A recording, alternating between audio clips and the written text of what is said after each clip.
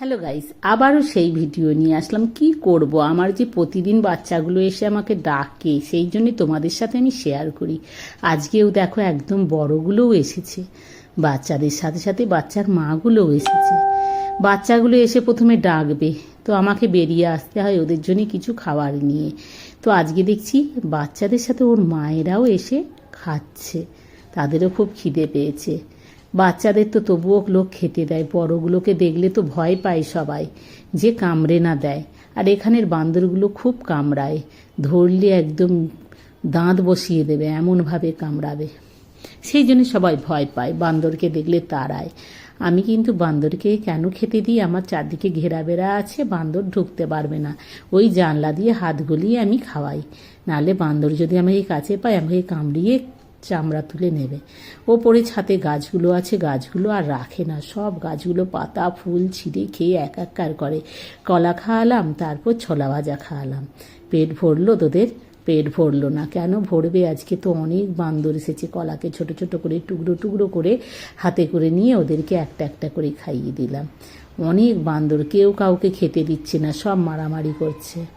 এ ওকে কামড়াচ্ছে, সেটাকে কামড়াচ্ছে, বড়গুলো তো ছোটদের কামড়াচ্ছে, ছোটরাও আবার মারামারি করছে নিজেদের মধ্যে। আবার মায়েদের কাছে একদম ছোট ছোটও বাচ্চা আছে, তারা আবার দুধ খাচ্ছে। বান্দরকে খাওয়ানোর পরে একটু বেরিয়ে পড়লাম।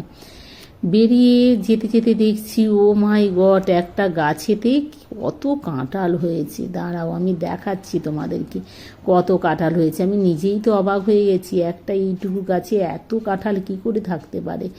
কত কাঁঠাল, যেন থোকা থোকা হয়ে আছে, গাছ যেন ভেঙে পড়ে যাবে। কিন্তু বলে না, গাছকে কি ফল ভারী, সেই কথা আছে প্রবাদ বাক্য। তো এত কাঁঠাল হয়েছে কিন্তু গাছ একটুও ঝুঁকে পড়েনি। প্রবাদ বাক্যটা একদম কাজে লেগেছে, দেখেছো? ওই জন্যে বলে, আগেকার দিনের বুড়ো বয়স্ক মানুষরা যে কথাগুলো বলে গেছে, কেন কোনো ভুল কথা বলে যায়নি। প্রতিটা কথার মধ্যে কোনো একটা লজিক আছেই আছে, তাই না? তো কত কাঁঠাল ধরে আছে, আমি দেখে তো একটু ভিডিও বানিয়ে নিলাম তোমাদেরকে দেখানোর জন্য যে কি সুন্দর লাগছে। দেখো কাঁঠালগুলো যেন মনে হচ্ছে বাতাবি লেবু। কাঁঠাল কি বাতাবি লেবু বুঝতে পারবে না। তো আমি একদম কাছ থেকে ভিডিও বানিয়ে নিলাম। তারপরে আমাদের পুকুরে আবার মাছ ধরছে, চলে এসো আমার সাথে। ছোট ছোট মাছ কত ধরেছে দেখো।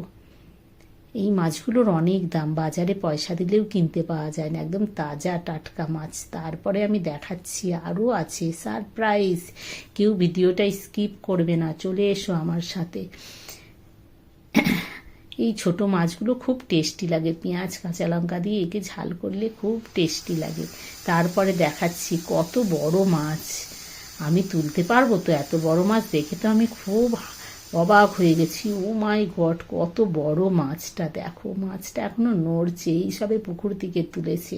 কি বড় সাইজের, হাইট যেন আমার মতো, একদম লাফাচ্ছে, তাই না? দেখেছো পুকুরে কত বড় বড় মাছ আছে আমাদের। আর একটা মাছ তো এত মোটা, আমার থেকেও মোটা মাছটা।